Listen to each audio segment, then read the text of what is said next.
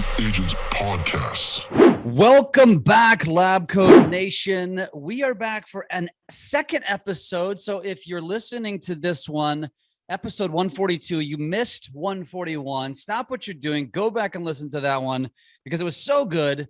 We had to bring Allan Dalton back for a second because we still have things to discuss.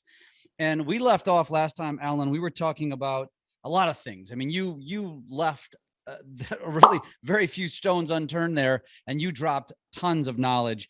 And but two of the places that I want to go here was specifically as we were talking about, you know, the evolution of the industry and the Zillows and the RDCs and things like that. And the one question that I didn't get a chance to ask you was, you know, how did we get here?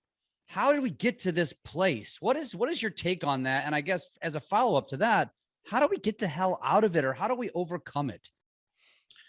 That's a great question. And I've actually never been asked that question in all of my years. And so that's a very evocative and provocative question. I would start off by saying this. First of all, when I first came into the industry, back then, perhaps the number one single ad that agents across the country used 45 years ago was this ad. Get ready for this. I'm a full-time agent. Okay, because 45 years ago, the industry was so much different that it had so many part-time people that by virtue of somebody being full-time, that in essence became the greatest credential that one wanted to showcase to the public. Now, you don't see that anymore today, but that's how far that we have come from agents thinking by virtue of them being in the business full-time was so meritorious that they had to manifest that in the newspapers and all of their advertising, to where now we're telling, and it's accurate, that people that are leading teams, leading their businesses, they're essentially CEOs of their business. Now, that's the evolution in terms of how much more successful a realtor can become, how much more sophisticated they become, how much more multidimensional. And one of the challenges of that is that today we're experiencing, as I said before, a malignancy of overeducation.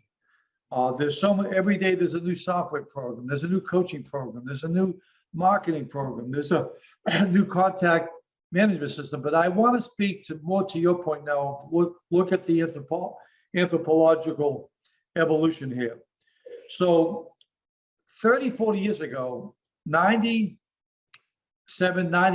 of all real estate companies had 12 or fewer agents.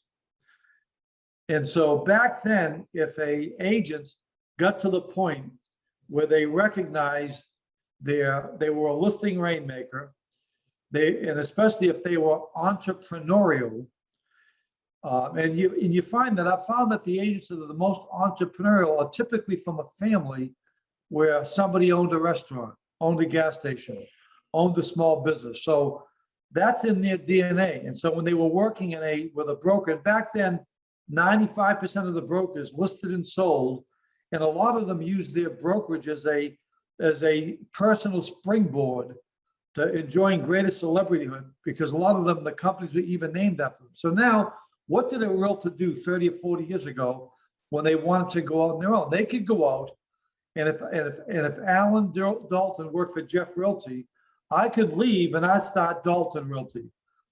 That option over the last 10 to 15 years became much more unlikely and difficult, because 20 or 30 years ago, especially about 20 years ago, the industry started to be consolidated.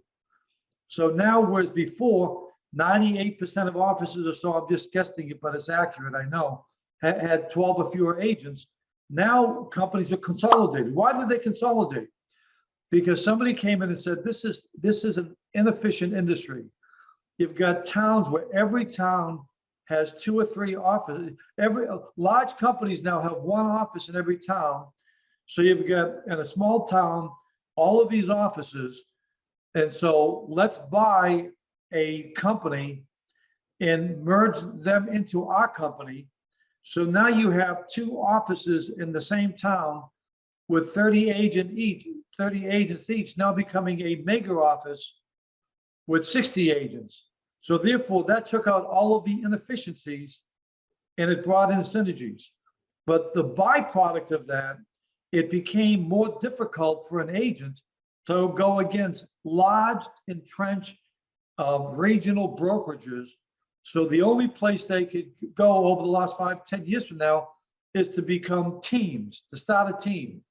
So now the whole notion of being a company within a company didn't exist 35, 40, or 50 years ago. That same person would have started their own little company, but now they couldn't go up against 50, 60, 70 office regional brokerages, all with 80, 90, 100 people, technology, marketing, referral network, and so forth, and so on. So that has changed the industry infrastructurally, but a lot of the way in which the industry perceives its value and conveys its value has not evolved at the same pace.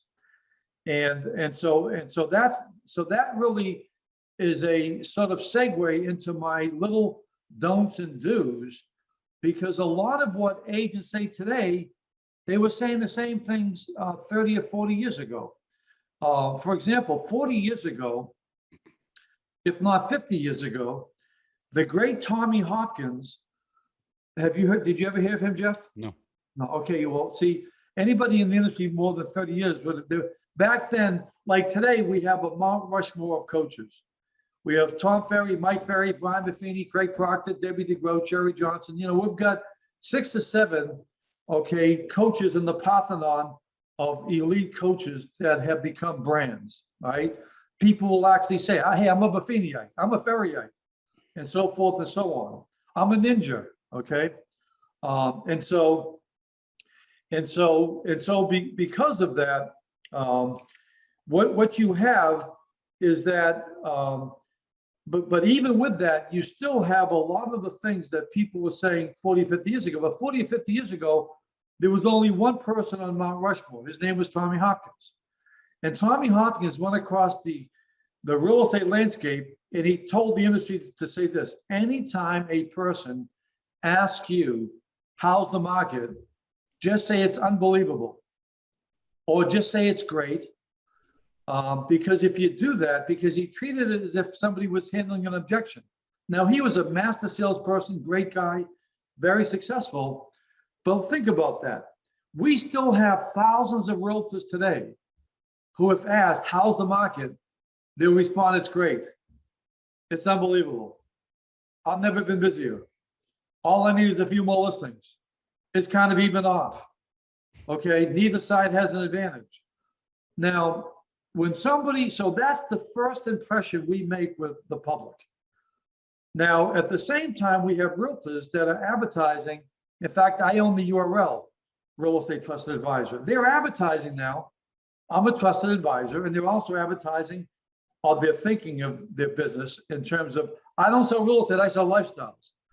And yet, when they have their first audition with a consumer, and a consumer asks, how's the market? And somebody actually responds by saying, it's great, it's unbelievable, I've never been busier.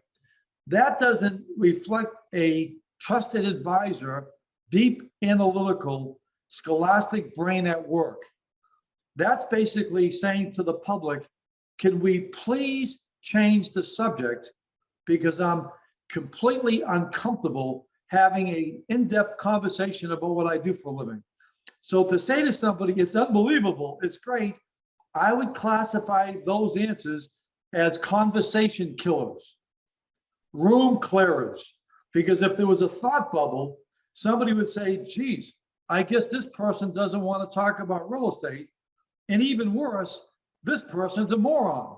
Okay, I'm asking this person to give me an update, okay, about the market, and all they can deliver, it's unbelievable. It's great because that was our heritage. But my point is this: 50 years ago, people were suggesting that people should say that. And we still have some 50 years later that are using that hackneyed, tiresome cliche approach that doesn't give them an opportunity to do a lot more business. So that's a don't. Here's a do. If you'd like, Jeff, you're going to say something, please. I was gonna ask you, what should they say? What is that the do? That's the don't.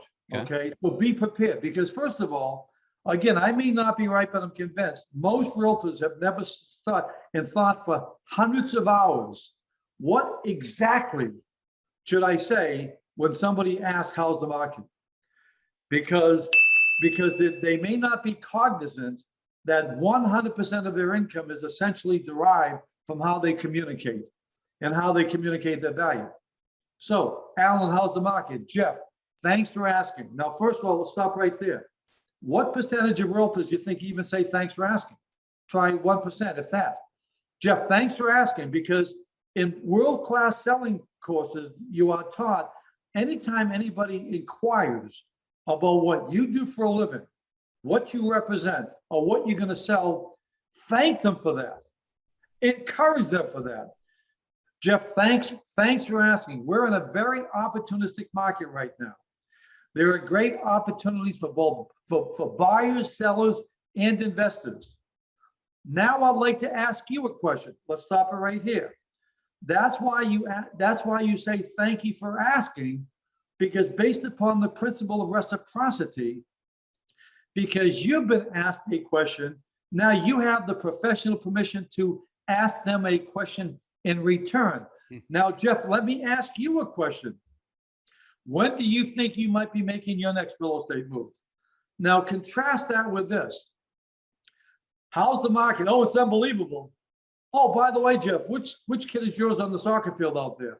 It's a conversation killer. So now you're earning the possibility of doing business. So now let's say that the consumer says, well, we'll probably be moving in a year or so. Well, may I ask why? Yeah, our youngest son's going off to college.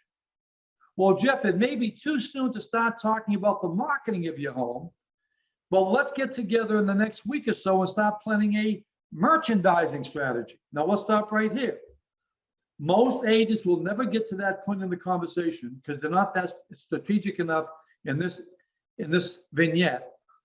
But then also 99% of realtors, in my opinion, don't use the word merchandising as much as the word staging. They're all into staging, but staging is what you do when somebody is ready to get their home ready to put on the market. Merchandising is all the things they do strategically to the home while they're living there to increase its value.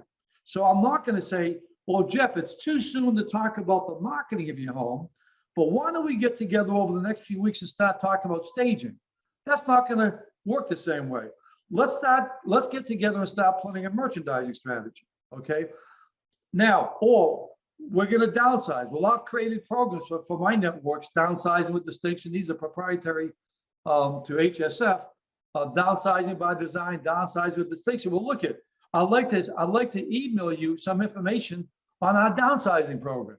Now, a year later, now here's what happens. How's the market, Allan? Oh, it's unbelievable.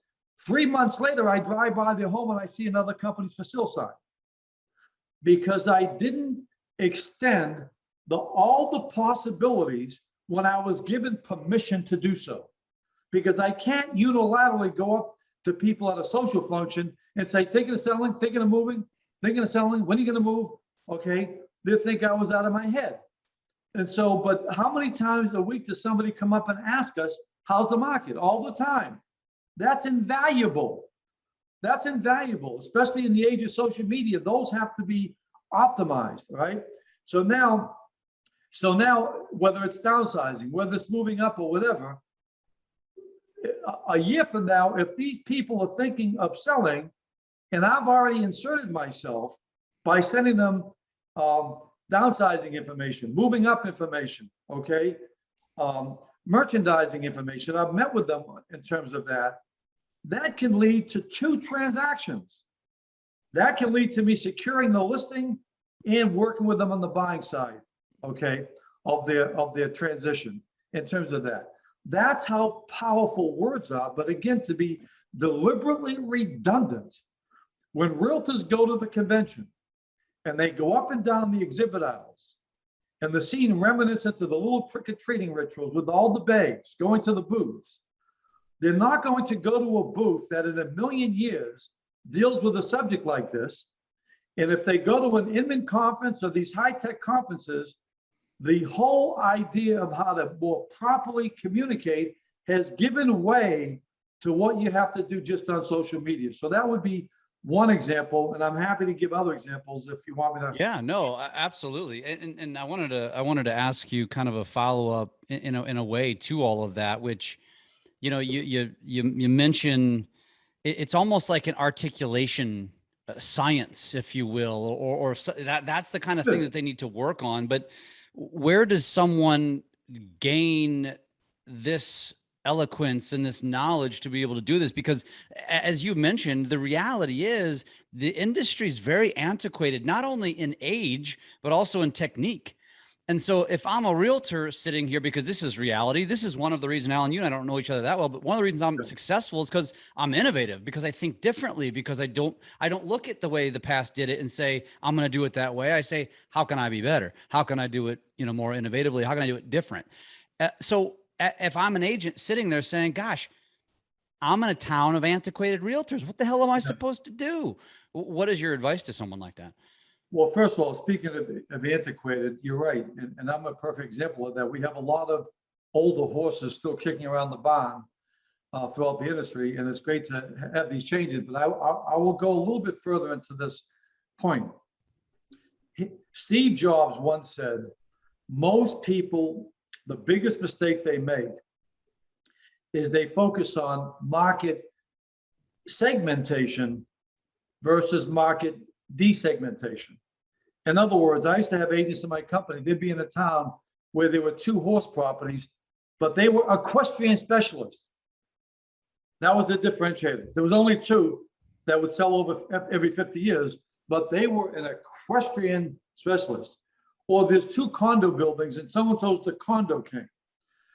The whole idea is according to Steve Jobs, is look for the largest swath of commonality, okay, and then serve them. And we're fortunate because we have 2 major swaths. They're called sellers and they're called buyers. One of the problems that people have is that instead of learning greater skills, which would work for everybody, for example, how's the market? Whether somebody's a millennial and they like to get their messages on text and emails and they belong to network and social media, or whether somebody's very old, if somebody asks, how's the market? It works for anybody to say, thanks for asking. We're in a very opportunistic market because that's what it is. See, every market in history is opportunistic. The only thing that sells is accuracy. Okay, there's like one set of facts. Every market's opportunistic. There's always opportunity, just like there's not a stock market, it's a market of stocks. You have to search, okay? Warren Buffett would say, you have to search for the opportunities. And in the real estate market, if homes are going down in value, you can sell your home and buy something larger and take advantage of somebody's greatest misfortune, okay? If homes are, in every single element, if interest rates are high, then homes come down in value. Okay, if homes aren't selling for the buyer, there's more inventory. Every single market is an opportunistic market, but it challenges realtors to develop the knowledge to be able to articulate the opportunities based on individual needs. Okay, but if you just say it's unbelievable, or if you just say it's a buyer's market, then I don't want to sell. If it's seller's market, I don't want to buy. Now, these aren't little semantics. These are powerful things. But now let's get back to what the industry has done instead. Rather than taking the time in terms of more accurately articulate marketplace knowledge, instead, a lot of people have spent their time trying to be pop psychologists. What labels do I put people in? Are they a D? Is this one an I? Is this one an S? Is this one a C? Okay, is if they're going to go to a home, there's going to be a husband and a wife, or whatever, 2 partners, okay, kids, okay, parents involved, and they're going to instantaneously, in 5 minutes, label and categorize everybody. And as if that's what they think the key to success. It was the same thing as this. Oh, Jeff, if somebody's an audio person, you should say this. Jeff, how does this sound to you? And then if they're a visual person, Jeff, how does this look to you? And then if they're a tactile person, hey, Jeff, how does this feel to you? As opposed to really being able to explain and solve problems, because every single home seller wants the best price. And the old cliche, buyers, they're going to say what they want. It's not as though people have built houses for certain groups, although to a degree they have. And so that means that we've got to be more accurate. We've got to be more accurate in terms of desegmenting language, which language applies to virtually everybody. Okay, you're welcome, thank you. Okay, certain messages. What homeowner wouldn't like the message? Marketing real estate at the highest level. What age group wouldn't like somebody saying? Most agents focus on selling more homes. My focus is selling homes for more. Is there any age group wouldn't like to hear that message? So that's what we have to get back to, the commonality of the human experience, okay, and being able to better articulate value and avoid things that everybody hates. What are those? For example, like I said, there's not a home seller in any age group that wants to be told their home is a comp. Let's take a look at some comparable children. And as I said last meeting, every homeowner of all age groups, if somebody says, let's take a look at similar homes, they're going to say, but that home can't walk to town. That home doesn't have a new kitchen. I don't care what age they are. So instead of people learning what applies to everybody, they're going to these little seminars, with chicken fricassee or something, in 3 hours with these power games, okay, as opposed to really learning their craft and learning how to communicate the common experience. That's my perspective. At the same time, of course, there's differences in all ages, but we can't conflate the two. But there's certain things everybody wants in terms of results, and they want to understand that you can do a great job of marketing their property, okay? And so I'll give you another example. Most of the industry has been trained, as I said last time, to say to a home seller when they present the first offer, well, oftentimes the first offer is the best offer. I don't care whether somebody's 21 or 91, they're not stupid enough not to be bothered by that, because it suggests that I'm nudging you, even though I'm representing you, I may as well be the buyer agent, because isn't that exactly what the buyer agent would say? Okay, and so there's many things like that. And then I'll give another example. Let's talk about expired listings. No, first let's talk about pricing in terms of how bad and how the industry hasn't evolved with pricing, other than the fact that we have been consumed. I don't know if I get into pricing. Did we talk about pricing in the last meeting, Jeff? No, not much, no. Okay, for a lot of people are going to connect it to anyway, so I'm not worried about that. Here's the point. Here's how the industry has been trained to introduce pricing. Well, folks, I went into the computer. This column here is days on the market. This column here is absorption rate. Oh, by the way, this column here, these are the homes in the market. That would be your competition.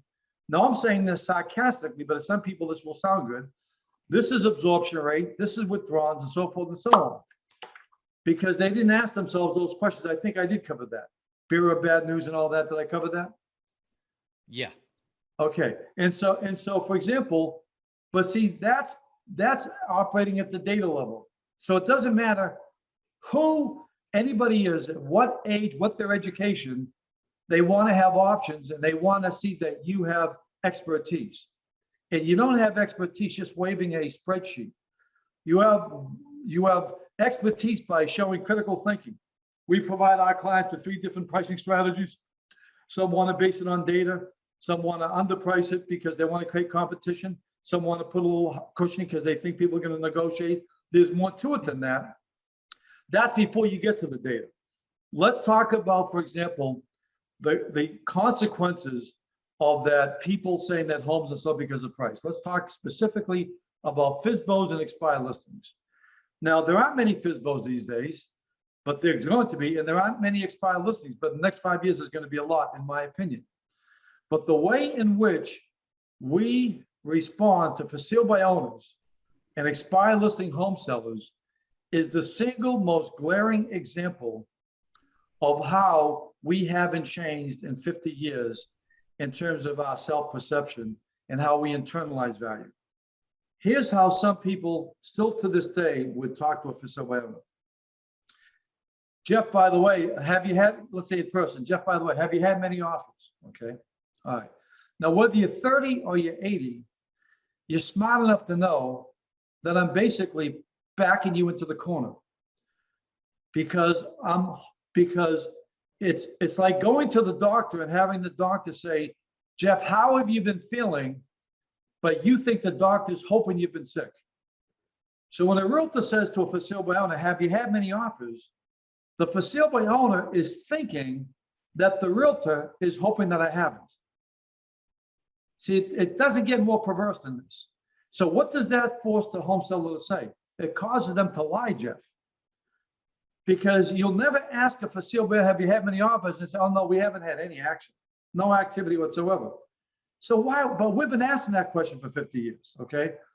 And it forces them to lie. Now, because they'll lie, that means they can't do business with you for a long time because you've caused them to exteriorize their lie, okay? Moreover, they resent you for causing them to be a liar. And that's why we call working FSBOs, you've heard it, a drip drip, because it takes the for sale by owner weeks and months to get over the trauma because they're meeting an amateur, okay? What should we say to a for sale by owner?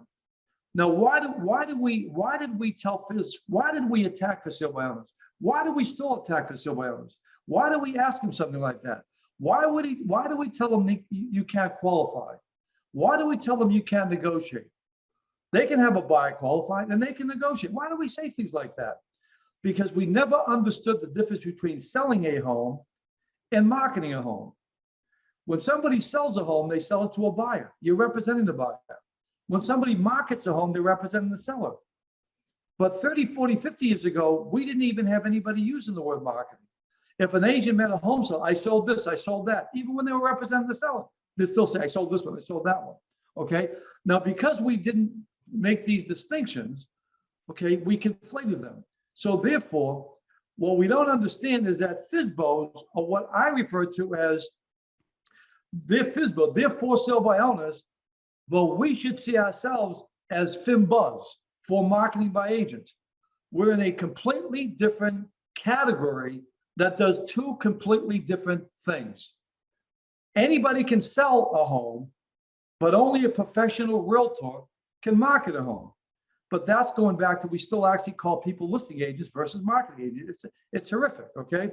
So then if you understand that you don't sell a home when you represent a home seller, as simple as that is, and everybody listens, oh, I know that, oh, I get that, but it's not reflected in their language, then you can say this to a for sale by owner, Jeff, if all you want to do is sell your home, you don't need me because you can sell your own home. Now let's stop right there. What percentage of for sale by owners do you think have ever heard or would expect a realtor to say to them, if all you want to do is sell your home, you don't need me because you can sell your own home. In fact, statistically, you can do a better job of selling your home, Jeff, than I can, because 95% of the time, the listing agent doesn't coincidentally bring the buyer, but more than 5% of for sale by owners sell their own. So if all you want to do is sell your home, you don't need me, Jeff, because you can do a much better job of selling your home than I can. See, that's disarming, but it's also the truth. Nothing sells like the truth. So now you're tenderizing the for sale by owner. They don't expect to hear this. And because of the principle of reciprocity, because you're acknowledging what they can do, they're now prepared to acknowledge what you can do, and what you do is different. But if instead you're telling them what they can't do, you can't qualify, you can't negotiate, you've got to be careful about strangers in the home. These things have been around for 50 years, which is why people don't rate realtors high as we should be rated in terms of that. And so so the language with the for sale by owner would be like this. Jeff, by the way, speaking of, if all you want to do is sell your home, you don't need me because you can sell your own. But if you like to market your home, I'd love to represent you. Now, what's the difference? When you sell a home, Jeff, you sell it to a buyer. When we market a home, we get it sold to the right buyer. You see, I don't want to just sell your home. I want to create competition for your home. See, Jeff, all pricing is governed by the laws of supply and demand. Your home represents the supply, and I want to manage and accelerate and intensify the demand. I believe that the 8,000 realtors in the market can tremendously outperform you by more than 5 or 6%. So I want to create competition. Why would you ever not? What percentage of the market don't you want to have exposure to your home? Why would you ever want your home off Broadway? You've got a beautiful home. I want people fighting and competing over the home. That's why you could sell a Super Bowl ticket for the face value of $1,000. You might be able to market it for 2, 3, 4, 5, because the last thing you ever want to do is sell your own home. Now, with that, I'd like to show you about our marketing, how I customize the marketing. Okay. Well, Allan, what's your fee? Now, fees are negotiable. So now let's say I said my fee is 6%. Okay, just to pick a number. And again, it's all negotiable. Everyone has a different fee. Allan, what's your fee at 6%? Well, Allan, the other company said they'd do it for 4%. Now, if the people love me because I've been acting the right way, it's not an act, it's who I am. If they love the way I'm feeling about them, what I'm going to do for them, then I can insert a little bit of executive humor. Allan, the other company said do it for 4%. Jeff, with all respect, knowing their marketing, I'm a little surprised they're trying to charge that much. Okay, I can't believe they're trying to charge 4% because they're basically a listing company. We're a marketing company. Or they're doing it 1%. Now, what realtors have to do is convert percentages into points, because the difference between 6 and 5% may be 16% or so. And that's how they're thinking. You've got to convert that to a point. Jeff, all we're talking about is 1 point difference. I believe, see, never say, but I give better service. Because if you said that to me, Jeff, I'll say, well, gee, Jeff, I have $1 million home, let's say. What's your fee? It's 6%. Why? Well, the other company said they charge 4%. Why should I pay you 6%? Oh, Allan, because I give better service. A lot of realtors, that's what they'll still say, okay? Well, let me ask you this, Jeff. I don't have a sense of all of this. And I hope my home's louder than mine. And the other point is this, and Jeff, I have a son who has a $100,000 home. What's your fee for him? Well, it's 6%, Allan. Well, Jeff, let me ask you this. Why do I have to pay? Well, let me ask you this. Are you gonna, does it cost, why do I have to pay 10 times as much for the same great service, Jeff? Does it cost you 10 times as much for the for sale sign, the open house, to put it on the internet? Does it take 10 times as long, Jeff, to sell my home? It's a good rebuttal. Why am I paying 10 times? See, there's no logical, you can't fight math with math. But instead you can say this, Jeff, the reason why it's 6% for both, it's actually because my negotiating skills alone are worth 1 point. And for you, that's worth $10,000. And for your son, it's worth only $1,000. My merchandising staging skills are worth at least 1 point. And for your son, it's only $1,000, okay? But we can always come back to the fee later if you don't see the value in the marketing, okay? In fact, one of the reasons, you say you got $1 million home, one of the reasons, Jeff, your home is so valuable is because when it was built, no one cut corners, did they? And you haven't cut corners. And that's great because money follows value. And just in the same way that no one cut corners on the building of the home, let's not cut corners on the marketing of the home. And by the way, I also want to make you a promise. After I get you the results, if you're like a lot of people, you're going to want to give me an additional bonus, but I'm not going to accept it. But we can always come back to the fee later if you don't see the value in the marketing. There's 50 other things I can say, but the point is this. The value has to be on your skills, not on your service.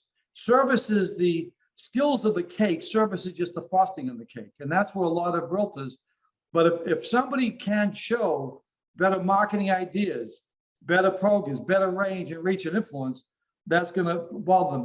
But again, it's the difference between a FSBO, somebody selling a home, and marketing a home, but people have to get deeper into the benefits of marketing. So that's just one example of how things have stayed the same with for sale by owners.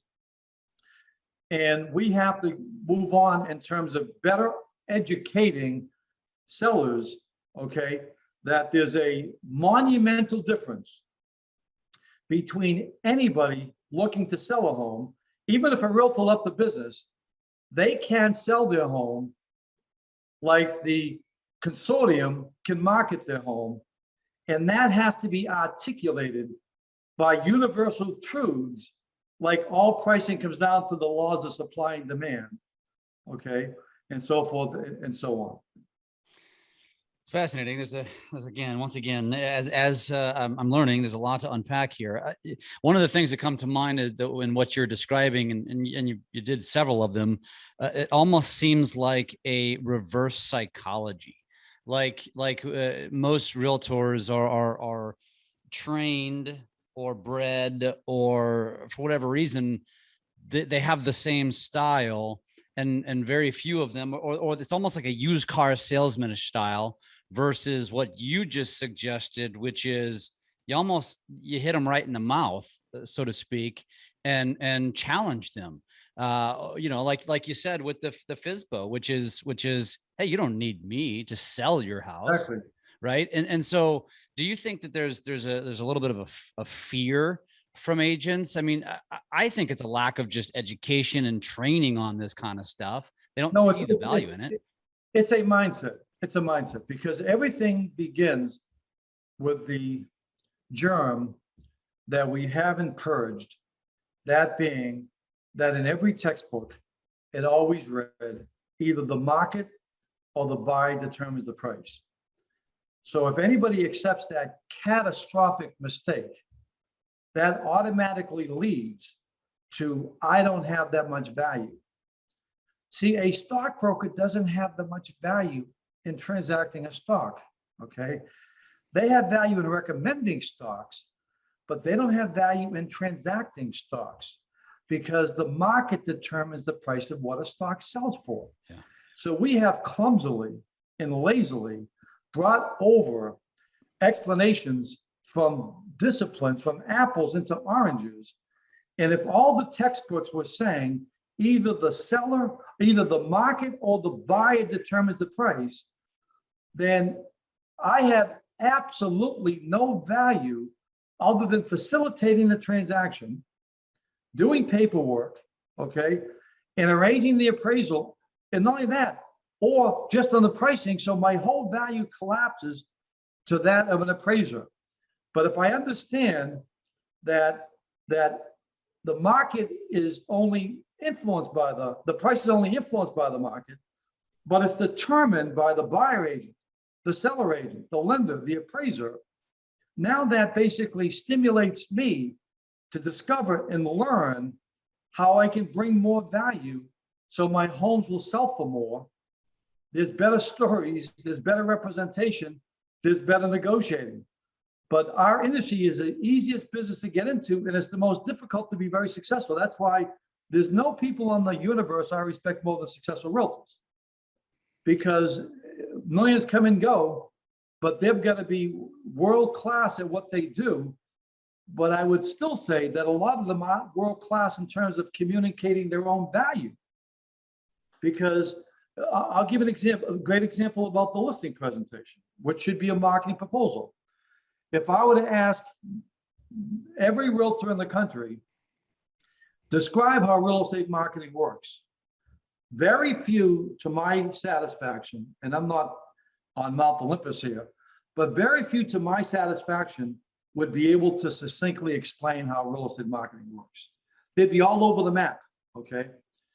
And so if they don't have a concrete example, and even before I give that example, let's go back to the marketing.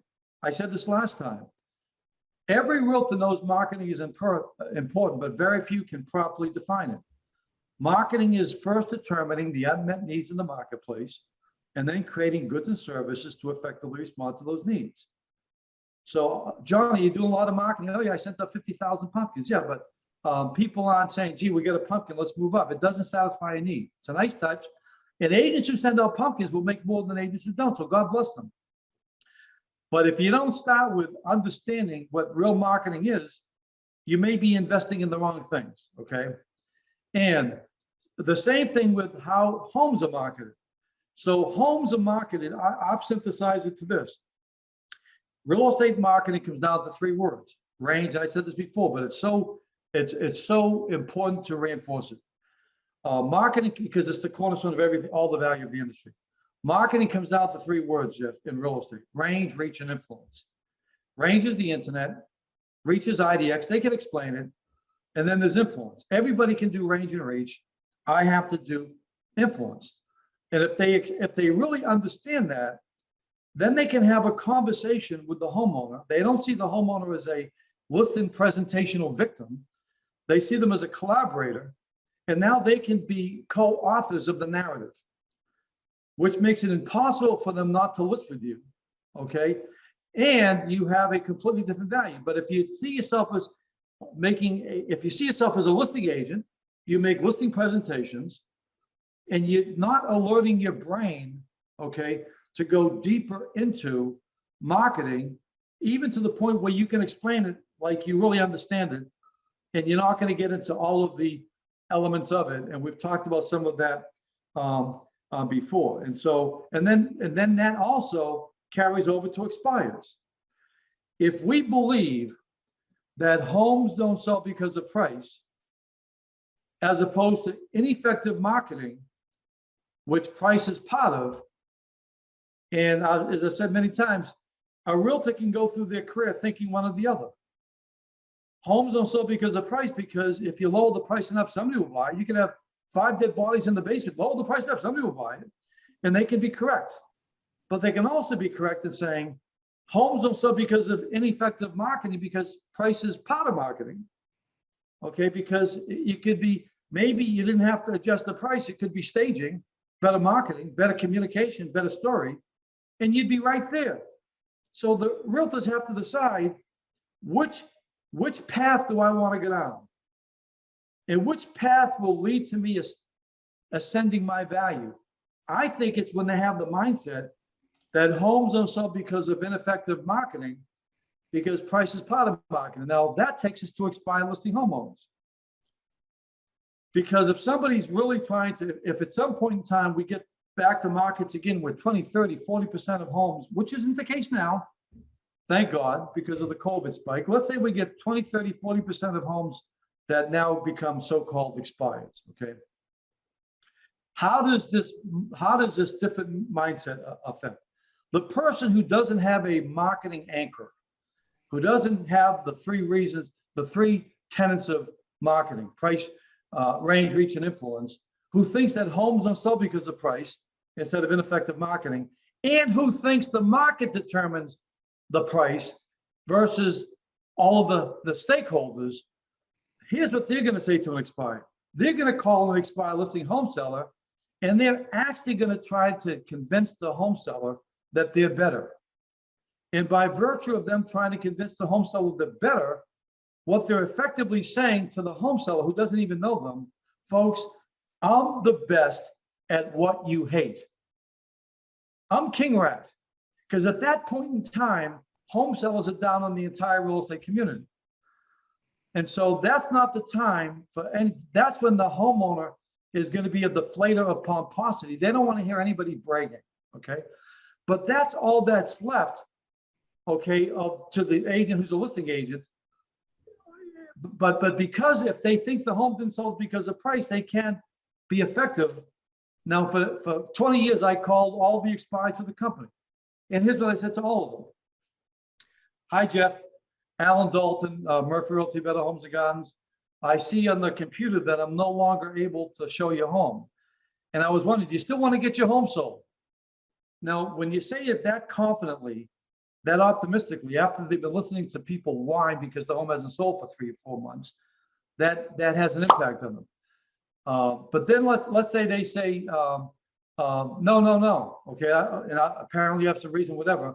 But I'm going to say this. The reason I'm calling, Jeff, and thank you for just even listening to me. I really appreciate it. Jeff, the reason I'm calling is that, has anybody told you exactly why your home didn't sell? Now let's stop right there.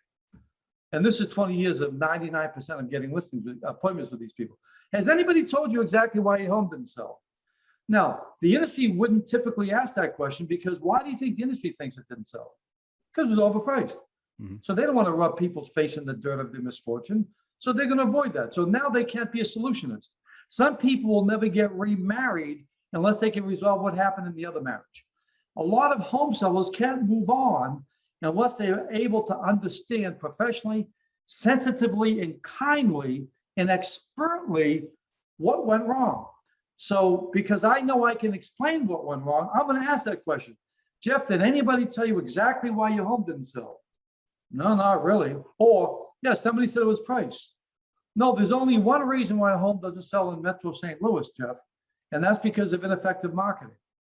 Because price is just a part of marketing. What I'd like to do is I'd like to come over and show you how we can upgrade your marketing. Do you still have an open mind about different marketing ideas, Jeff? See, it's almost impossible for people to say no to these questions. Because when you ask a home seller, are you still open-minded about different marketing ideas? Because it's all about marketing again. It's not about listing. It's not about how great I am. Are you still open-minded about different marketing ideas? What you're basically saying, it's a code. It's basically saying, are you willing to basically attribute some or all of the blame to the realtor who represented you? But I'm not going to be disrespectful and say, okay, do you think your realtor failed you, okay, for a lot of ethical reasons? And so I could euphemistically say, do you still have an open mind about different marketing ideas? Because who do you think the home seller thinks has been responsible for the marketing? Their agent.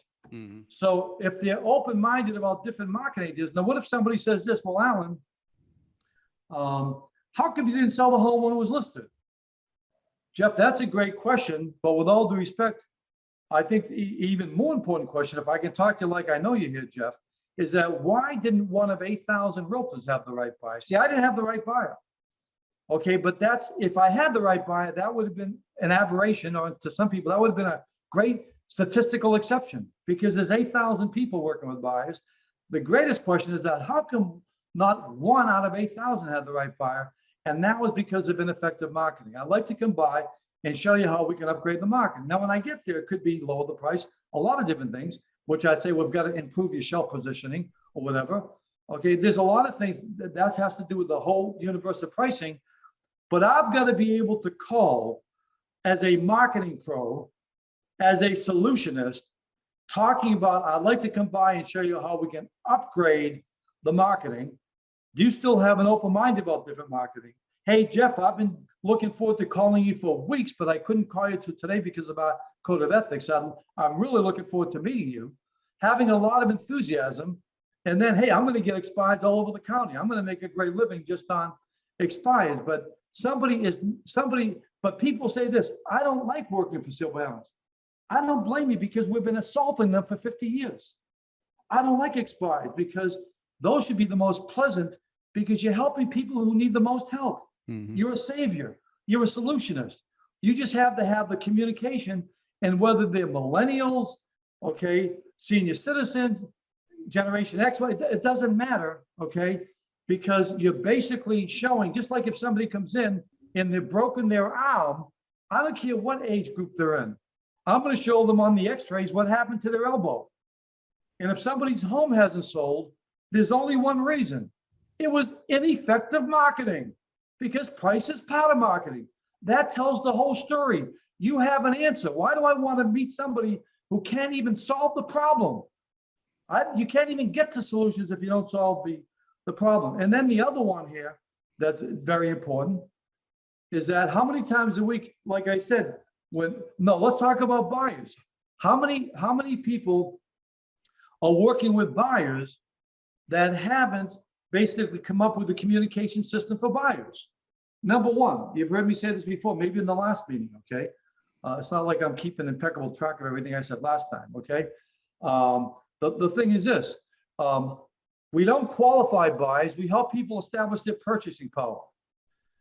When you say to a buyer, let's get you qualified, that's very insulting, demeaning, and people don't like to hear stuff like that, okay? Like you're bringing them down to the principal's office, or you're seeing if they qualify, okay? We've got people that are surgeon generals and billionaires, they've got to hear that. Well, let's see if you qualify. No, good, let's just establish your purchasing power, which will help us when we get to negotiate. Just boom, boom. There's a better way of saying everything. The next thing is this. Never ask a buyer for their loyalty. Thank them for their loyalty. If you ask a buyer for their loyalty, that's about you. You thank them for their loyalty, they'll live up to that. Just like get off the back of the business cards where people actually put this. The sincerest compliment somebody can pay me is to send me the referrals of their family and friend. That's ubiquitous. Tradition. It's a tradition. No one wants to hear that because it's all about you. Here's what I recommend. My greatest professional privilege is to serve the needs of your family and friends. Okay? See, think about what you'd rather.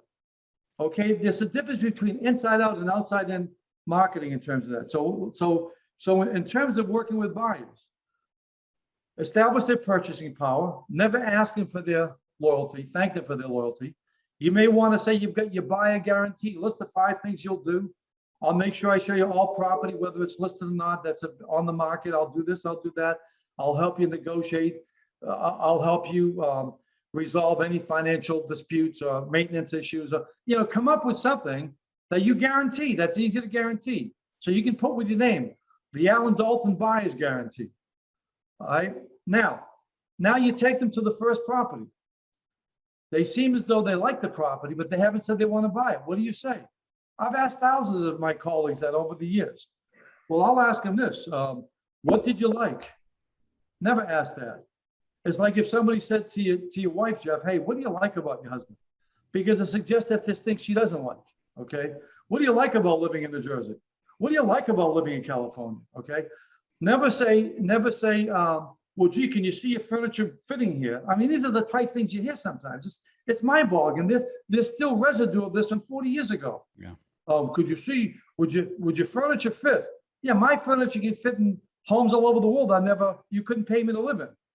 Okay, so that's like the stupid question to ask anybody. Okay, the next thing is that, so now when somebody sees the property and they seem as though they like it, they're standing in the foyer, what do you say?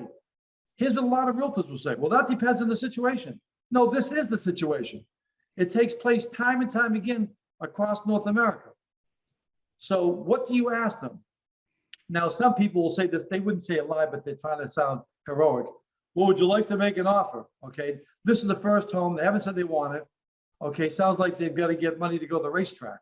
Okay, so you don't want to talk to people like that. So here's what you say. You show the first property. These are professional selling techniques. Jeff, based upon what you've seen, in your opinion, do you believe that this home might meet your family's needs? Now, what am I doing?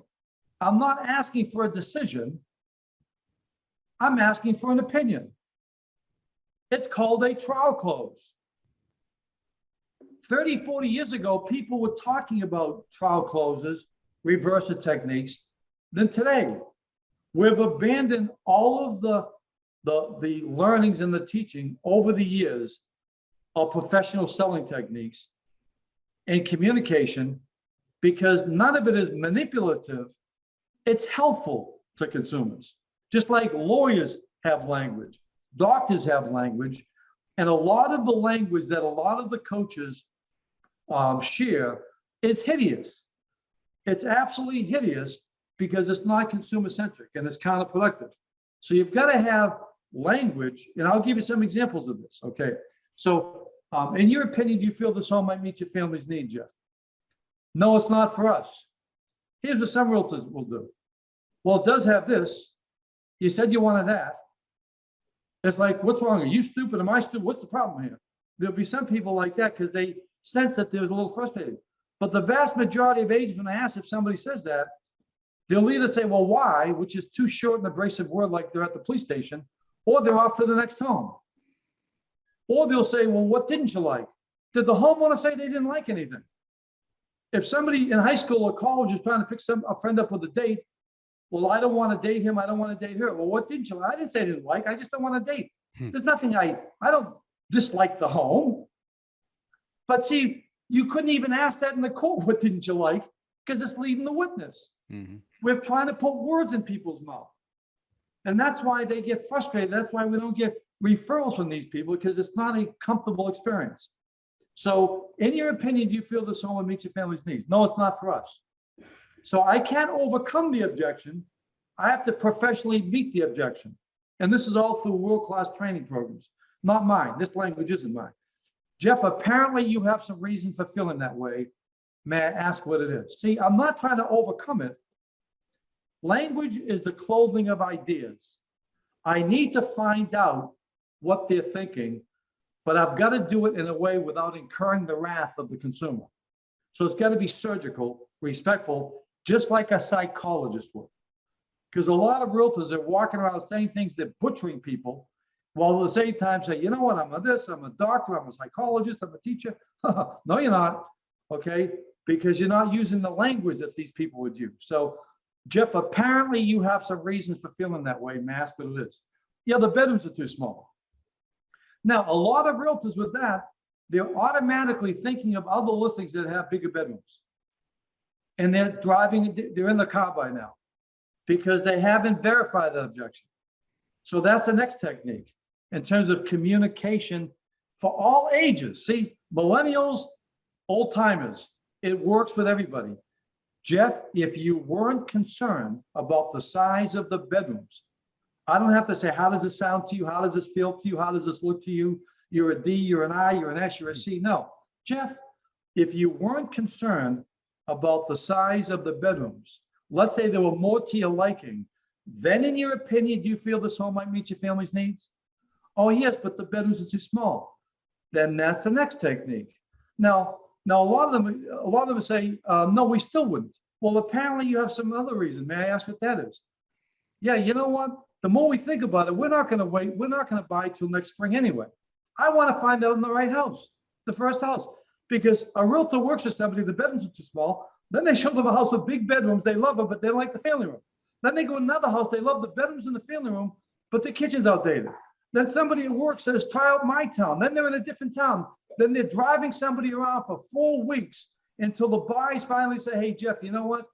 We think we're going to wait till the spring anyway, because they never had surgical communication skills that would give the homeowner the safety and the comfort to express their true motivations in a protected way that's very professional. So, no, because the bedrooms are too small. Well, if you weren't concerned about the size of the bedrooms, let's say they were more to your liking, Jeff and Susan, then in your opinion, do you feel this home might meet your family's needs? Oh yeah, but we're really, bedrooms, we've got 3 teenage sons. Well, you know, Jeff, the fact that the bedrooms, now you can talk about breaking walls down, but forget that. But Jeff, the fact that the bedrooms aren't as large as you may like, okay, that may be the very reason why you might want to consider this home, okay? Because let me ask you this, do you like the neighborhood?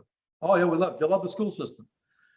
Do you like this? Well, you know what, but then you go the feel, but I can appreciate how you feel, because a lot of people who moved in here, we've got doctors, lawyers, big families, adult kids. They felt this, a lot of people felt the same way, but what they found, especially people like you coming from the Midwest, people moving here to Southern California, the size of the bedrooms aren't as important. The entire environment is like a bedroom. And you've got a beautiful family room with high ceilings, a nice backyard there. The kids are so active, they're not hibernating in the bedrooms. But why don't we do this? The fact that you don't like the size of the bedrooms, let's see if we can use that as a negotiating chip. Would you like to see what we might be able to do in terms of the price if I can use that as a concern? Now, there's no magic pill. Oh yeah, Allan, sign me up. But at least we're getting deeper into how serious they are about making decisions. Because otherwise you go through your career saying there's no such thing as a perfect house. But as soon as a buyer points out one imperfection, we're on to the next, Because you've got to remember our history years ago in surveys, a high population of realtors used to say, I don't sell real estate, it sells itself. So it'd be like an industry of engineers and no one ever took math, okay?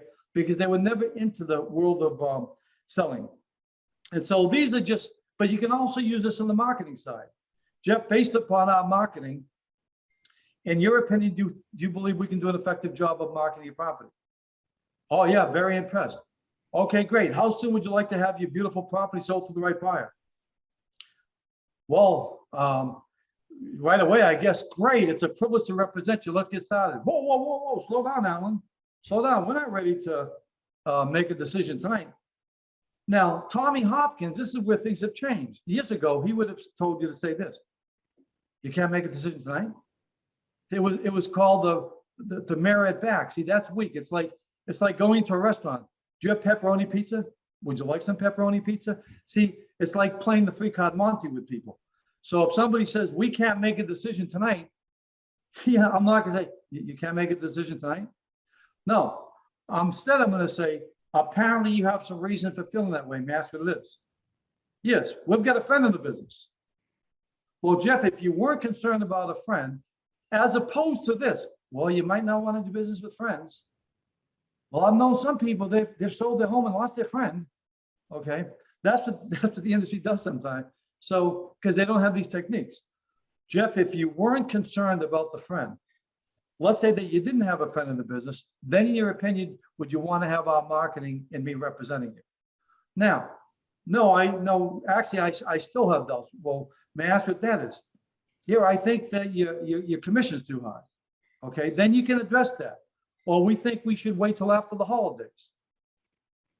And instead of just saying, well, only these serious buys are out and interest rates are low, and after the holidays, there'll be more competition, and the homes are seasonally radiant, and this is the only time, and there's a retail frenzy over the holiday period. Instead of all those things, I've created holiday home marketing systems for my brands, okay? That it's an actual program. It's not just being verbalized as if it's not important enough to actually have a program where they can pick and choose activities, okay, which I've created over the years. But the point is this, but you first have to verify these objections, okay? Okay, Allan, so we have covered a ton here and we're running long on time, but I wanted to get one more question in because we just spent almost 60 minutes talking about, what it took, why we're here, right? But I think one of the biggest burning questions is, where are we going? What do you see? What does the near-term future look like in the real estate industry? Jeff, one of the greatest descriptions of disruption that I have ever heard is this: disruption takes place when something no longer makes sense. That accounts for the industry's buying side disruption, because prior to the internet, as we all know, the only way or place a consumer, and specifically a buyer, could go to get access to open a door to their dream home was to first go through a realtor for that information. That no longer makes sense because of the range, reach, and influence of property information through portals and third-party sites like Zillow, and where I was the CEO for several years at Realtor.com. So now what has happened is that has basically disciplined the industry to say that even if there is a finite amount of homes that are going to sell, and it's about 5,000 homes a year, the fact that people go to the internet hasn't expanded the number of transactions. So the thing that's changed is a significant chunk of the revenue that comes out of a transaction is now paid to companies outside of the industry, whereas before the internet, no one was paying for leads other than the broker paying the newspaper for classified advertising, which was so minor compared to what agents are now paying for leads. So the industry has become monetized on the buying side, and the only place that third-party portals can go to further monetize their investments and expand their investments is to now also become the first point of contact with home sellers. And the reason they'll be seductive to home sellers is because increasingly hundreds of millions of dollars, if not billions of dollars, will be invested to encourage home sellers to select their quote unquote listing marketing agent based on ratings, reviews, and rebates and fees. And money talks, okay? And so That is what is going to happen. And then when you put the advent of greater prop tech, artificial intelligence, okay, and also programs like iBuyer, it's going to be very, very disruptive in terms of the perceived value of a realtor. If there's institutions there that will buy my property and offer me, okay, expedience over more money, or will offer convenience over competition, that will appeal to a certain amount of people, especially if the market turns in terms of that. And so that means that the only way that realtors, I believe, will preemptively inoculate themselves is through some things that we've been very involved with in our company and our companies, and that is this. Number one, we've got to close the real estate loyalty gap. 90% of people basically indicate that they're going to return to their realtor, and only about 12% too. And I know that Tristan had Chris Stewart on, and he talked some of this.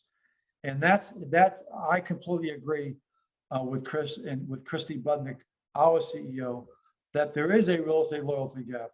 Also, that realtors have to create real estate ecosystems. Because right now, with the average person moving every 9 to 10 years, with that statistic, underlying that statistic is that 95% of homeowners that are researched say that they will do a home improvement. But the overwhelming percentage of the decisions on their home improvement are not involving realtors. And so even though when people say they're full service has more to do with everything connected with a transaction. Oh, I'll put a humidifier in the basement to help you with water and, smells and so forth and dampness. But we're not full service, because if the consumer doesn't think we're full service, they're not going to bring us into the decision-making process. I did research when I was at Realtor.com. I paid over $100,000 for it. That revealed that realtors come in number 3 when consumers are looking for advice. That wasn't damaging 30, 20 years ago, because people didn't go to the internet. Realtors won't be disrupted, but there'll be a diminution of value. So it didn't affect the economics of the entire industry. But now, because people are willing to pay a referral, but I refer to them, I said it last week, I created a video called Say No to Real Estate Tariffs. In fact, I encourage your listeners to go check out that video. And I'd like to hear your response at Allan Dalton, Allan, Dalton, at H as in Harry, S as in Sam, franchise.com. I'd love to see what you think, if you agree with it. This is from years ago. What we're calling referrals, I'm referring to as real estate tariffs. And we're going to be paying realtors are going to be paying real estate tariffs on the listing side, unless they basically completely change the way they're perceived.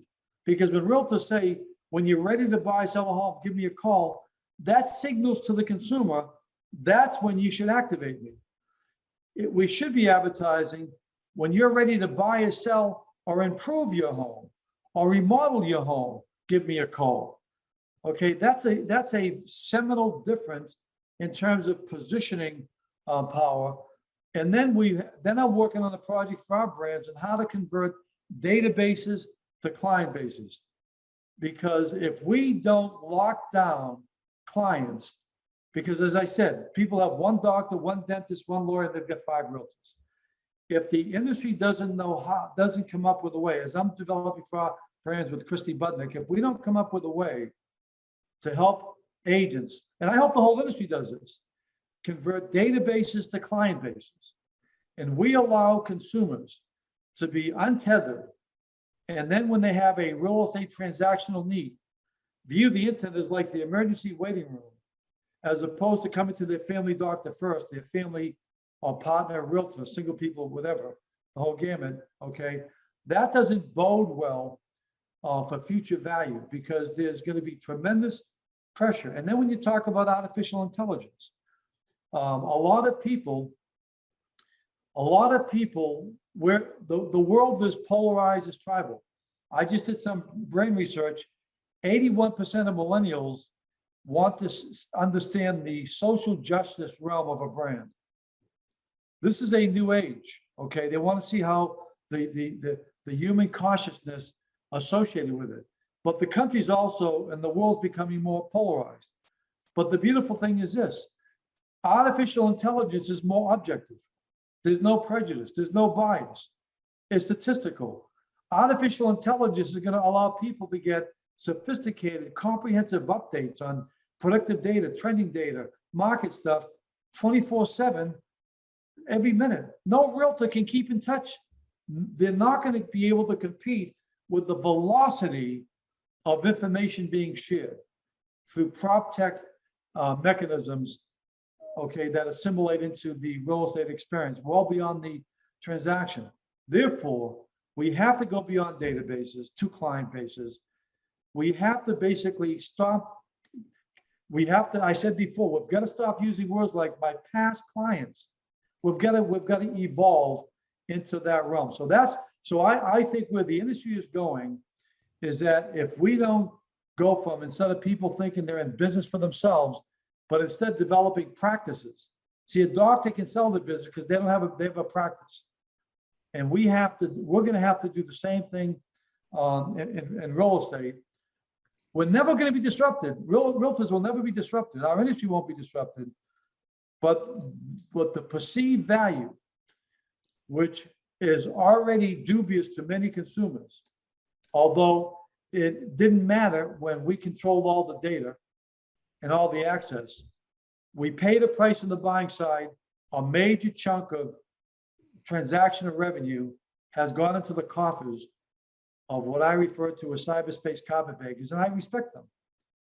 And they're interlopers, and they're in business too. They're good people, but their business model depends on leveraging the dissatisfaction of consumers and the lack of true client relationships that sustain real estate that go well beyond real estate transactions and become very sustainable. That is, to me, the only place the industry will go to be able to withstand and preemptively inoculate itself against the inevitability of massive listing side disruption.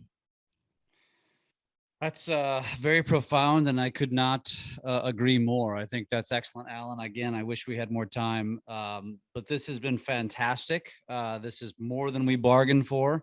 Let me ask you one last question. Where can our audience, if they want to connect with you, so you gave them that website so they can go watch that video, put it, stop the tariffs, which I think is great.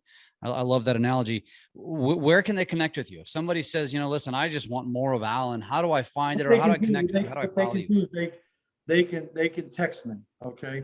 Now, obviously there's limit in terms of what I share because I serve at the pleasure of the brands I work for, but my phone number, they can text me 805-338-8796. 805-338-8796. I also like to hear what people are doing well. I'm a researcher. What are you doing well? What's working for you? And then the other thing I said last week is this: the industry has to go beyond how we serve the community to how we represent the community. And that's just not a difference of words. It's a whole subset in a whole different direction that someday maybe we'll come back and we'll just tackle that subject. I'd love to. I think this definitely should be something that we do at least once or twice a year, because it's fantastic. I enjoyed this conversation, and listen, folks, he has been so kind to give you his cell phone number, and he wants to have these conversations. So listen, if you enjoyed this, even a fraction of as much as I did, shoot Allan a text and engage with him, because I promise you, you're going to walk away a hell of a lot smarter, as you probably already are if you listen to this. So Allan, and if there's anything you can't stand about what I say, keep it to yourself. Okay, because I know there's always some of that. God bless you. Okay, thank you. Always, man, always. Allan, thank you so much, man. Let's definitely stay in touch. You got it. Thanks. Bye.